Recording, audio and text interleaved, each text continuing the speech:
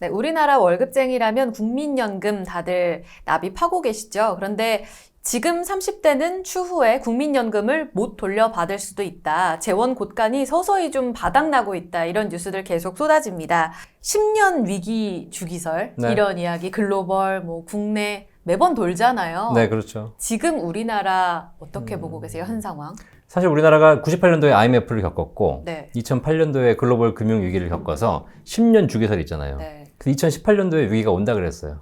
근데 안 왔거든요. 그 당시에 뭐 IMF라든가 글로벌 금융위기에 해당하는 위기는 오지 않았고요. 그래서 19년에 온다 그랬어. 또 안 왔어. 20년에 온다 그랬어요.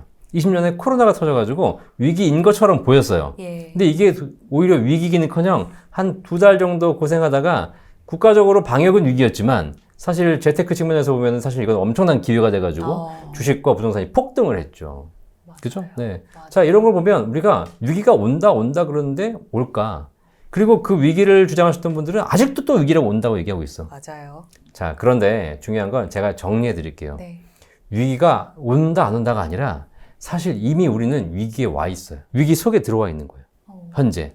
그런데 그 위기의 본질이 달라진 거죠. 우리가 보통 위기라고 하게 되면 지금까지는 폭락, 급락, 뭔가 쭉 가다가 한 방에 팍 떨어지는 거. 예. 이런 것만 위기라고 생각했어요. 네. 그러니까 사람들은 그것만 기다리는 거야. 그래서 뭐 언제 위기가 온다. 근데 그런 얘기 들어보셨는지 모르겠는데 알려진 위기는 더 이상 위기가 아니다. 맞아요.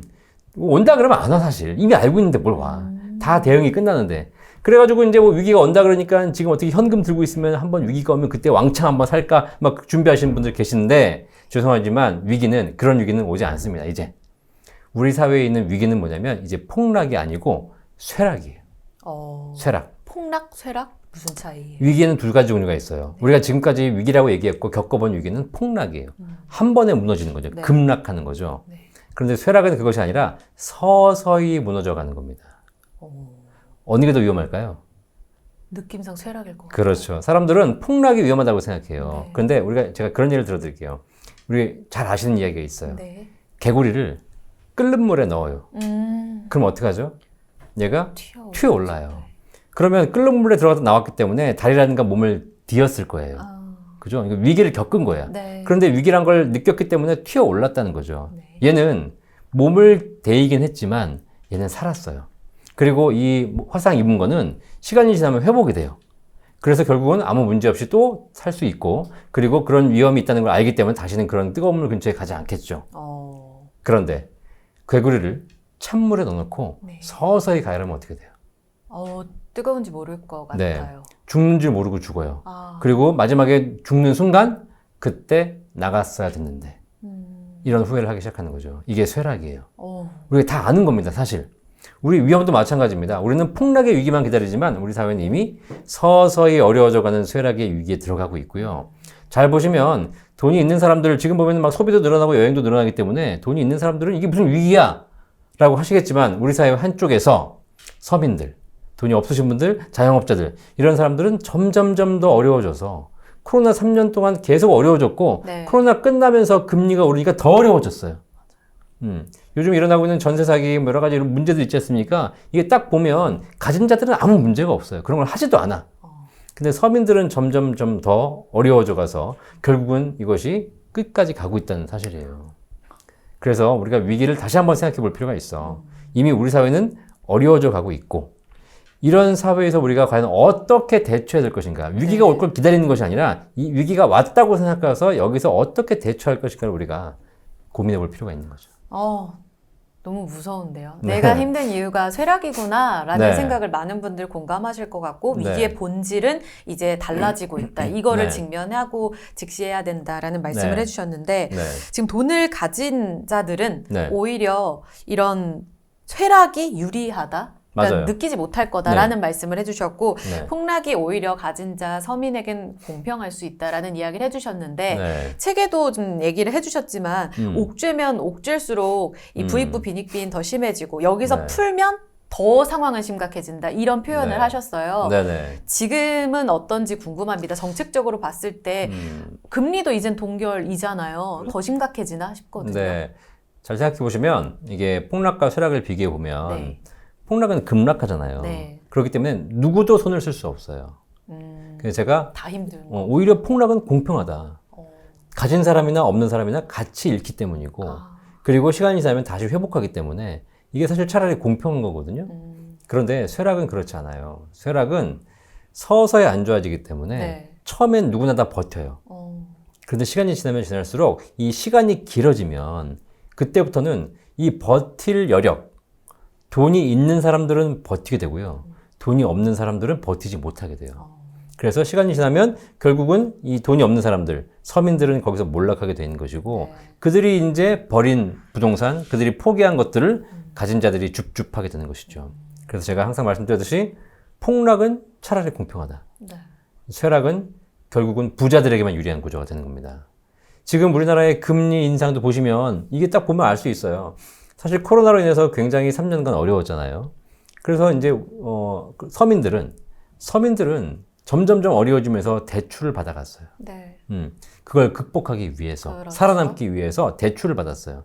그런데 코로나가 끝나면 이제 회복되거니 했는데 코로나가 끝나면서 금리가 인상됐잖아요. 네. 자, 금리가 인상되면 좋아요, 안 좋아요?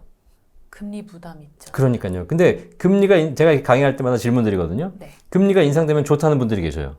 나아졌으니까? 예, 누가 좋냐면 돈을 가진 사람은 좋아져요. 아. 예금, 적금, 부자, 돈이 많은 사람들은 금리가 인상되면 너무 좋은 거예요. 굳이 위험한 주식할 필요 없이 은행에 넣어놓으면 이자가 많이 붙잖아요. 근데 금리가 인상되면 안 좋은 사람들은 누구예요? 빚밖에 없는 사람들, 서민들. 그렇죠. 그러니까 이 과정을 통해서 서민들은 점점점 더 어려워지고 거기다 금리까지 인상되기 때문에 이제는 내가 가진 건 부채밖에 없는데 이걸 상환하기 위해서 더 큰 빚을 져야 되고 신용불량자로 전락하는 거죠. 네. 반면에 코로나 2년 동안 자산 가치가 상승해서 돈을 많이 번 사람들은 네. 금리가 오르니까 너무 좋은 거야. 이제 목돈 맡기면 불어나겠네. 이자가 옛날에는 1%, 2%밖에 안 나오는데 지금은 4%, 5%씩 나오니 얼마나 좋아요. 네. 점점 부익부, 빈익빈이 심해지고 있는 거죠. 정부 정책이 이럴 수밖에 없는 거예요. 근데 네. 자, 그러면 정부 정책은 어떻게 되냐?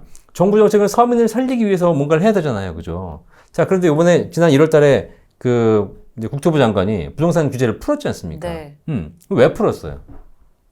부동산 가격 조금 완화시키려고. 그러니까 부동산 가격이 너무 이제 폭락을 하니까, 이걸 조금 이제 경착륙이 아니라 연착륙을 시키려고 그런 거잖아요. 근데 무슨 문제가 생겼냐면, 사실 부동산은 돈 번 사람 누구야?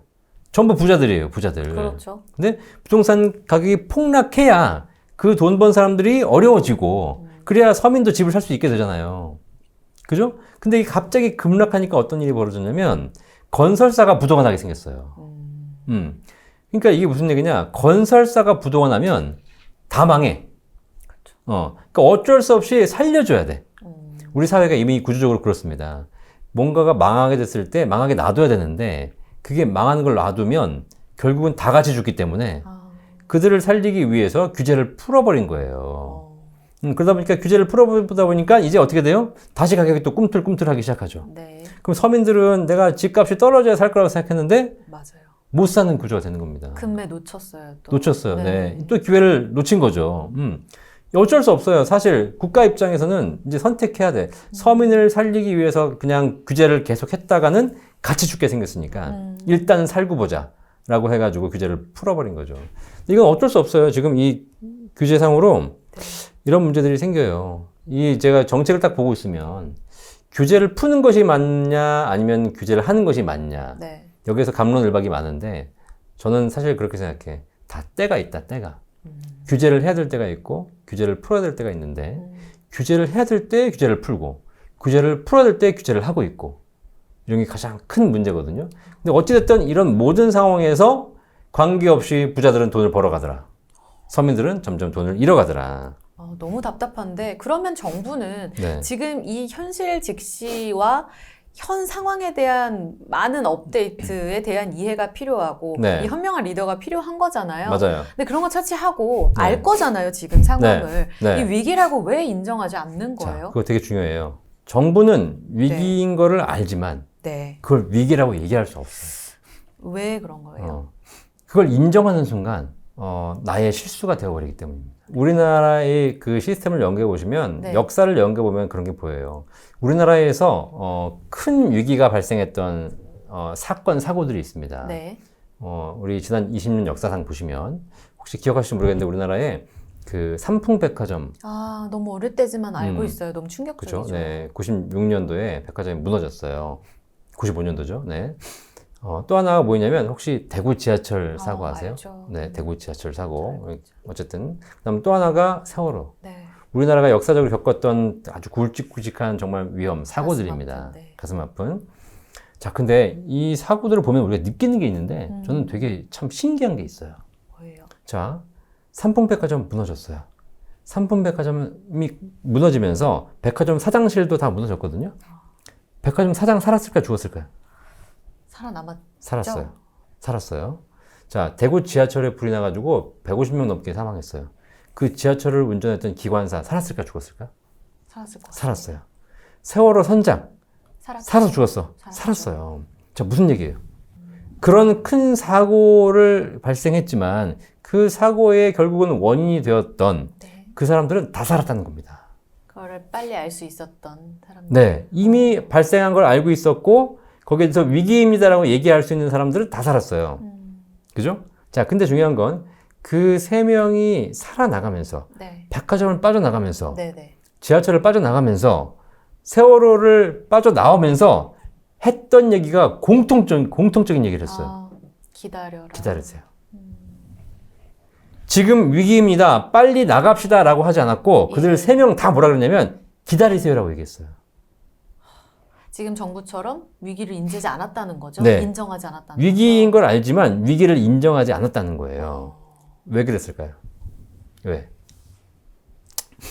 만약에 삼풍백화점이 무너질 줄을 확실하게 알았다면 나가라고 했겠지. 근데 무너질지 안 무너질지 몰라. 지금 이제 징조는 보여. 예. 막 뭐가 떨어지고 있고. 예. 그런데 만약에 내가 위기인지 아닌지 모르겠는데 위기라고 얘기를 해버렸어. 네. 그런데 만약에 백화점이 안 무너졌어. 아, 너무 큰 타격을 입을 거라고 생각하기. 그럼요. 그럼 다음부터 손님이 안 와요. 네, 그러면 걔는 잘리는 거예요. 사장이든 뭐 관계없이. 책임져야죠. 예. 마찬가지예요. 뭐 세월호가 사실 그렇게 될 줄은 몰랐겠지. 네. 근데 중요한 건 그런 과정에서 나가면서 위기니까 같이 나가자가 아니라 좀 더 버텨봐라. 라고 얘기를 할 수밖에 없었던 거예요. 근데 사실 법적으로는 그런 사람들을 다 처벌했죠. 근데 저는 개인적으로 살면서 느끼는 게 있어요. 그 자리에 내가 갔으면 어땠을까? 나는 그럴 수 있었을까? 나도 똑같아요. 그 EBS에서 실험한 것 중에 인간의 두 얼굴이라는 프로가 있었어요. 사람들은 위험에 닥쳤을 때 어떻게 판단하는가?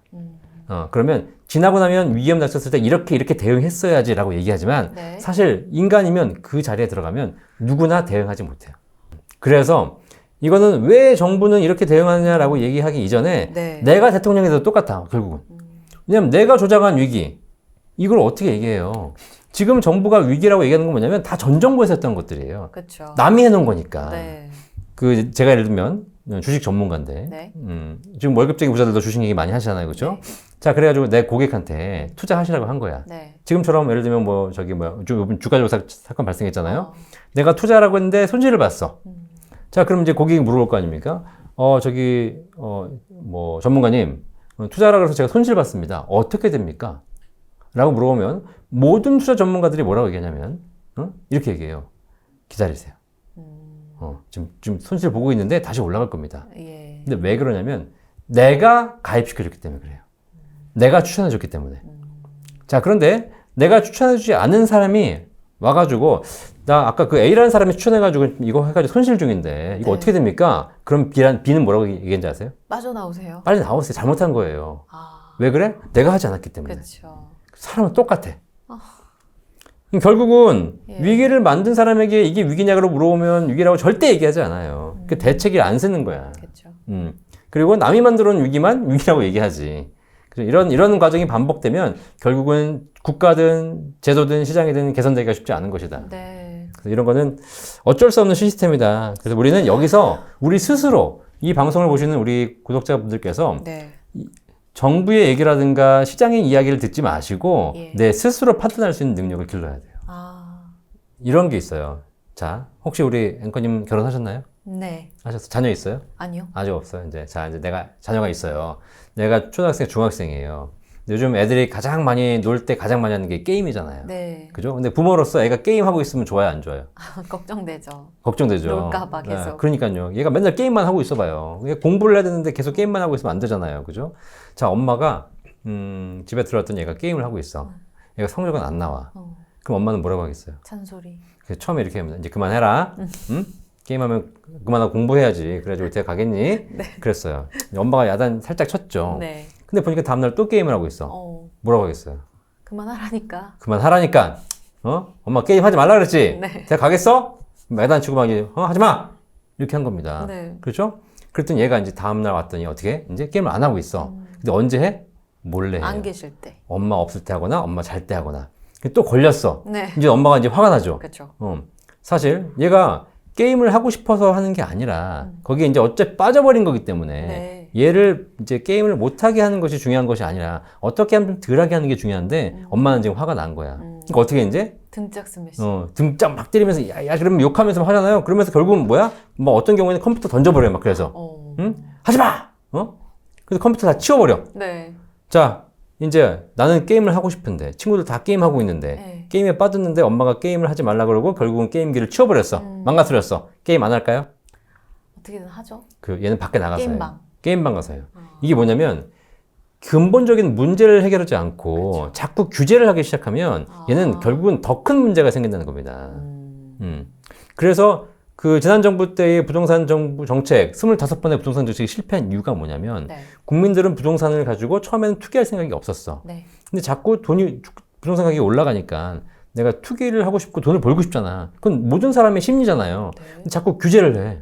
규제를 했더니 더더욱 하기 시작하는 거야. 서울을 규제했더니 경기도로 가고, 경기도를 규제했더니 충청도로 가고, 충청도를 규제했더니 제주도로 가고, 전국이 도박장이 된 거죠.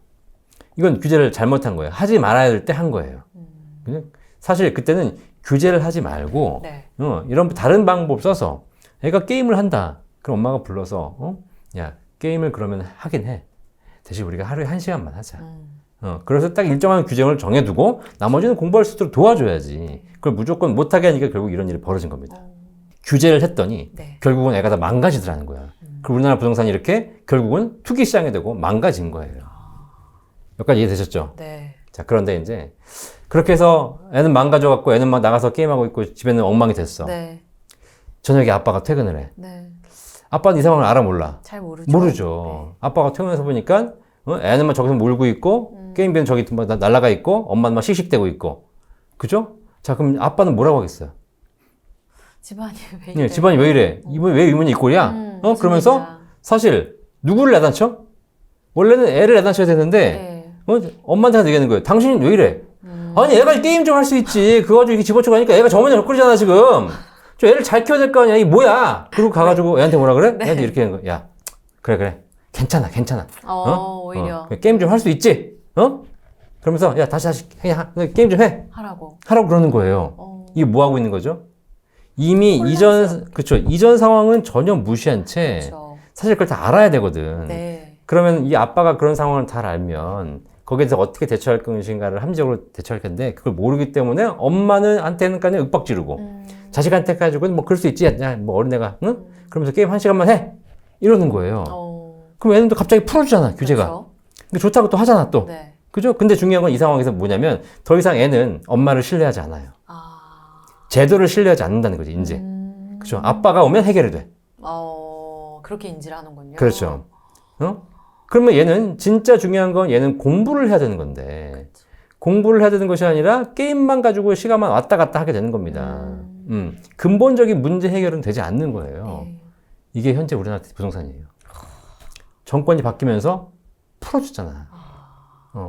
그러니까 이제 뭐야? 사람들은 정책을 신뢰하지 않아요. 정권만 바뀌면 지금 내가 종부세를 많이 내도 정권만 바뀌면 줄어들 거야. 해결될 거야 이렇게.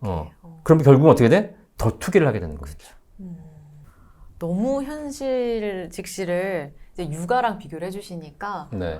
확 와닿는 것 같아요. 네. 이 혼란스러운 정책 안에서 그 아이들이 피해를 보는 것처럼 네. 지금 국민들이 피해를 보고 있구나라는 그렇죠. 생각이 드네요. 근데 엄마는 그러고 싶어서 그랬겠냐? 또 아빠는 그러고 싶어서 그랬겠냐? 중요한 건 그 시스템 자체가 근본적인 해결이 되지 않으면 결국은 이렇게 갈 수밖에 없는 이게 그러면 대부분의 가정에서는 애들이 게임을 안 하고 네. 이게 특수한 가정에서만 벌어지는 일이냐? 그렇지 않아요? 아니지 대부분 않나요? 가정에서 그래요. 네. 이게 왜냐면 근본적인 문제도 우리가 한 번도 고민해 본 적이 없고 그걸 해결해 줄 수 있는 현명한 사람이 없기 때문에 그냥 이 세대에 끌려가다 보면 네. 정부는 그런 결정을 할 수밖에 없다는 거죠. 아. 지난 정부는 바보 같아서 그런 결정을 한 것이고 또 이번 정부는 그래가지고 이런 결정을 한 것이 아니라 네. 그 자리에 누가 가도 근본적으로 이 사회를 제대로 보지 않는 이상 네. 결국은 당장 급한 결정을 할 수밖에 없어요. 지금 위기라고 인정을 할 수가 없고 내가 자처했기 때문에 그리고 얼마나 큰 위기일지에 대해서 인지하기 좀 어렵고 라는 등등의 이유, 심리 이야기도 해주셨고 네. 따라서 정부가 너무 효율적이지 않은 그런 모델이라는 걸 우리가 알고 있어야 하고 네. 우리 스스로 대비를 해야 한다. 네. 결국은 대응이 중요할 텐데 지금 쇠락을 겪고 있는 현재가 위기다라고 얘기를 네. 해주셨습니다. 지혜롭게 좀 이겨내야 될 텐데 네. 그러면 안전자산 결국은 현금이 제일 안전한가? 맞아요? 태풍이 불어요. 네. 지금 막 밖에서 태풍이 불고 있는 거예요. 나는 어디를 피해야 되죠? 바람 없는 쪽. 바람 없는 가장 안전한 곳이 이제 콘크리트 구조물. 건물 안에. 절대 흔들리지 않는 건물 안으로 들어가는 겁니다. 그래서 태풍이 지나가길 바라는 겁니다. 그러니까 태풍이 지나갈 때는 건물 안으로 안전하게 피신해 있으면 돼요. 네. 그런데 이 태풍이라는 것이 보통 하루 이틀이면 지나가잖아요. 그럼 내가 여기서 건물 안에서 하루만 버티면 태풍 지나가면 다시 나오면 돼요. 네. 근데 이 태풍이 아주 심하진 않지만 계속 며칠, 몇 날, 몇 주, 몇 달을 친다고 생각해 보세요. 나는 그걸 피하기 위해서 안전하게 콘크리트 건물 안으로 들어왔어요. 근데 얘가 안 지나가. 그럼 나는 굶어 죽어요. 아사하죠. 네. 지금 안전하다고 생각한 이 건물 안이 가장 위험한 곳이 돼요. 자, 그러면 지금 어쨌든 태풍은 아니지만 계속 바람이 몰아치고 있는 시장이라면 우리는 처음에는 숨었지만 이것이 계속되고 있다면 계속 숨어 있으면 결국 여기서 죽어. 이제는 나가서 그 바람을 극복하고 우리 자산을 불릴 수 있는 길을 찾아야 돼. 그래서 이럴 때일수록 더 안전자산이 아니라 이럴 때일수록 어떻게 하면 내가 제대로 투자할 수 있을까에 대해서 공부하고 그 방법을 찾아야 된다는 거죠. 그래서 제가 이 부의 진리라는 책에서 말씀드린 게 뭐냐면 이럴 때일수록 더 우량자산에 집중하자. 옛날에는 잡주를 네. 사도 돈을 벌 수 있는 것이었잖아요. 이번에 주가조작 사건 이거 보시면 사실 잡주에 투자한 거예요. 우량주가 아닌 것이죠. 급등을 할 수 있는 그죠? 그런 주식에 투자해가지고 돈 벌 줄 알았지. 근데 결과적으로 여러 가지 문제로 해서 다시 또 폭락해버렸잖아. 이런 거 하지 말자는 거지. 이런 주변에서 여기 투자 수익률 100%, 1000% 갑니다. 이런 거 듣고 하지 말자는 거예요. 네. 차라리 그럴 바에야 지금 현재 우량한 종목들, 우리 사회를 이끌어가는 대형 종목들, 네. 그런 것에 꾸준하게 투자하는 것이 이 위기에 훨씬 더 안전한 투자라는 겁니다. 이걸 우리가 꼭 알고 나서 여기에 투자하실 필요가 있다. 그 우량주가 여기 또 책에도 강조가 되어 있지 않습니까? 네. 맞죠? 그게 뭐 제가 이제 책에는 삼성전자를 사라 라고 말씀드렸는데 네. 꼭 삼성전자에 국한되는 것이 아니라 우리 사회를 이끌어가는 우량주들에 대해서 꾸준하게 내가 투자하는 것이 결국 이 위기에 살아나는 방법이다. 자꾸 안전하다고 해가지고 현금만 갖고 이러지 마셔라. 위기 안 온다. 현금 갖고 있어봐야. 네. 나중에 현금 갖고 있던 것이 위기가 된다. 알겠습니다. 건물 속에 계시지 마시고 직접 나가서 내가 우량주를 발굴해서 공부해서 대비를 해보자. 근데 맞습니다. 삼성전자라고 또 이야기를 해주셨으니까 네. 물론 다른 우량주들도 많이 있죠. 네. 근데 삼성전자에 국한시켜서 조금 여쭤보자면 반도체도 지금 한파다라고 네. 하잖아요. 네. 너무너무 안 좋다 상황. 네. 사도 괜찮은 건지. 얼마나 좋아요. 지금처럼 주가가 세일하고 있는데. 그러니까 오히려 막 2년 전에 주가가 막 급등해서 회사의 가치 이상으로 폭등하던 그런 시절, 주가가 막 8만 원, 9만 원 가던 시절, 이러는 게 더 위험한 시절입니다. 테슬라를 보시면 아시겠지만 테슬라의 기업 가치는 어쨌든 미래 가치를 보고 하는 건데 이게 갑자기 어느 날 막 천슬라 가버리잖아요. 이러면 사면 안 돼요, 사실. 근데 우리는 그때가 되나보다라고 해서 막 몰려가지 않습니까? 그렇죠. 진짜 위험한 시기인데 그때는 막 그냥 앞뒤 보지 않고 막 가서 지르고 있고 진짜 이렇게 주가가 저점이면서 진짜 살 수 있는 이런 좋은 시기에는 더 위험이라고 안 사고 있거든요. 네. 이 회사가 망한다면 사지 말아야 돼요. 근데 이 회사가 지금의 위기를 겪고 장기적으로 성장할 수 있는 회사라면 지금 오히려 더 큰 기회가 된다는 사실입니다. 모두가 환호할 때는 좀 의심해야 하고 네. 모두가 불안해할 때는 기회를 잡아야 하는 그런 용기가 필요하다라는 중요한 말씀도 해주셨는데 네. 그러면 이 부분까지 좀 여쭤볼게요. 이렇게 위기가 왔을 때 이거를 굉장히 지혜롭게 잘 헤쳐가면서 대표님처럼 기회를 포착하는 사람들이 있잖아요. 네. 그리고 방금 말씀하신 대로 태풍이라고 비유를 해주셨는데 여기에 바로 비바람을 맞아서 타격을 입는 그런 네. 사람들도 있습니다. 네. 이들의 가장 큰 차이점은 네. 뭘까요? 첫 번째, 태풍을 맞는 사람들, 두 번째 물어보신 거, 후자들은요, 다 유행 따라가는 사람들. 그러니까 대중의 그렇죠. 심리에. 철학이 없는 사람들이에요. 투자가 뭔지 모르는 사람들. 그러니까 내가 이 투자를 왜 하는지, 네. 주식이 뭔지, 투자의 본질이 무엇인지를 모르고 그냥 옆 사람 듣고 누가 그렇다더라. 그런, 제가 이제 상담하다 보면 와가지고 내가 뭘 갖고 있는데 라고 물어보면 전부 다 얼마 전 유튜브에서 떠들던 종목들. 그런 거 갖고 있는 거예요. 사실 거기에 나오기 전에 샀어야지. 그러니까 그렇게 유행 따라서 뭐 요즘은 2차 전지 간다더라, 뭐 수소차 간다더라, 무슨 뭐 전기차 간다더라, 뭐 4차 산업혁명 간다더라. 이렇게 해가지고 막 그런 걸 산 사람들은 결국은 뭐냐면 뒷북치는 투자만 하게 되는 겁니다. 찔리네요. 네. 이게 왜냐면 투자가 뭔지 모르고 투자에 네. 철학이 없기 때문에 그러다가 결국은 좀 좋다가 손실 보면 또 후회하고 또 그리고 다시는 안 해. 그러다가 또 나중에 또 하고 네. 또 그러다 결국은 주식 가지고 안 되니까 코인까지 물들어가지고 하게 되는 것이고 이런 사람들은 결국은 계속 이 태풍을 맞을 수밖에 없다. 태풍이 오든 그렇지 않든 관계없이 기본적으로 투자에 성공하려면 철학이 필요해요. 철학이. 그러면 이 투자가 무엇인지를 봐야 되는데 네. 부동산의 본질이 뭐죠? 부동산이 원래 뭐 하는 곳입니까? 부동산, 아파트 뭐 하는 곳입니까? 사는 곳? 그렇죠. 네. 주거하는 곳이에요. 주거. 내가 살려고 거주하려고 샀더니 그 집이 올라가는 거예요. 투자 수단이 된. 그래서 결국은 돈 벌게 된 겁니다. 네. 그죠? 근데 그 집을 가지고 자꾸 투기를 하려고 한다. 샀다 팔았다. 이런 사람들은 결국은 부동산 가지고도 돈 못 벌어요. 그러니까 부동산의 본래 목적에 충실하는 사람들이 거주도 안정돼 있고 돈도 벌더라는 겁니다. 혹시 우리 MC님 주식이 뭔지 아세요? 주식? 주식. 요즘 공부하는 걸로는 내가 사업하는 거랑 같은 의미? 맞아요. 맞아요? 주식은 그거예요. 내가 사업을 할 때 돈이 필요하잖아요. 예. 돈이 필요할 때 친구한테 가가지고 친구야 돈 좀 빌려줘. 그러면 친구가 돈을 빌려주잖아요. 네. 그건 갚아야 돼요. 네. 이걸 뭐라고 하냐면 친구한테 돈을 빌려와서 내가 친구한테 채권을 줘요. 차용증을 줍니다. 그래서 나중에 얘한테 그 빌려준 원금과 이자만 갚으면 돼요. 요건 채권 거래예요. 네. 그런데 친구한테 뭐라고 그러냐면 친구야 나 사업할 건데 투자 좀 해라. 이건 뭐냐면 네 돈 나한테 주라는 거야. 네. 내가 투자해서 성공하면 투자에 대한 수익을 다 줄게. 이게 주식이에요. 그럼 얘가 나한테 돈을 주고 네. 내가 걔한테 주는 것이 주식입니다. 채권은 이자만 주면 끝나지만 네. 주식은 수익에 대해서 배분하는 겁니다. 자, 그러면 내가 회사가 잘 될 것 같아. 그럼 돈을 빌려오는 게 좋아요? 투자 받는 게 좋아요? 잘 될 것 것 같아. 같으면 투자 받는 게 좋지 않나요? 투자 받으면 수익을 쟤한테 줘야 되잖아. 내가 돈을 받는 게 좋죠. 그러니까 왜냐면 사업 잘하면. 그렇죠. 내가 만약에 잘 될 것 같아. 근데 내 돈 반, 제 돈 반으로 했어요. 그럼 나중에 수익 반을 쟤한테 띄워줘야 돼. 네, 주주한테. 주주한테. 네네. 그런데 내가 만약에 쟤한테 빌려왔어. 그러면 내가 잘 돼도 쟤한테는 이자만 주면 되는 거예요. 그죠? 근데 내가 잘 될지 안 될지 모르니까 일단 그쵸. 투자해라 그래가지고 그런 겁니다. 날리면 같이 날리는 겁니다. 그게 바로 주식이거든요. 결국은 주식이란 게 뭐냐면 사업성이 있는 정말 괜찮은 회사에 내 돈을 투자해서 설령 망하면 같이 망하는 거지만 성장할 때 성장에 대한 결과, 수익을 같이 나눠 받는 것이 주식이에요. 근데 그런 게 있어요.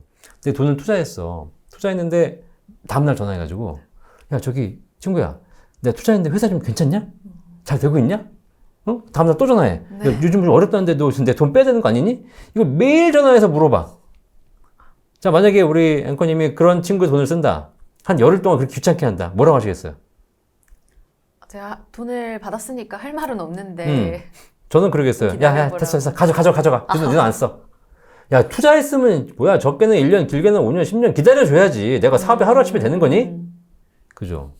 사장 입장에서는 정말 믿고 맡기고 5년, 10년간 장기로 묻어준 사람을 돈을 가지고 잘 투자해서 회사를 성장시켜서 나눠주려고 하는 것이지. 매일같이 물어보는 애들한테 돈 쓰면 방해만 돼요.